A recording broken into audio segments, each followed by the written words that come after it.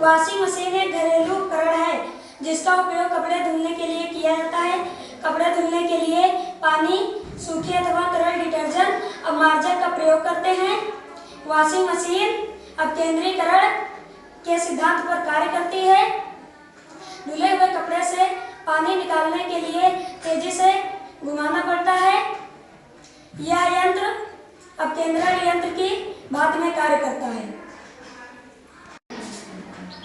इस मशीन का उपयोग कपड़े धुलने के लिए किया जाता है और इसे बनाने के लिए आवश्यक सामग्री जैसे कार्डबोर्ड और मोटर, स्विच और तार और बैटरी, इन सभी चीज़ों का उपयोग करना पड़ता है।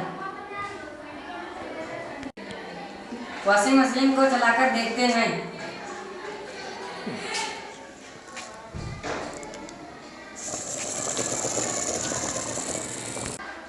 धुलने के लिए कपड़े डालते हैं।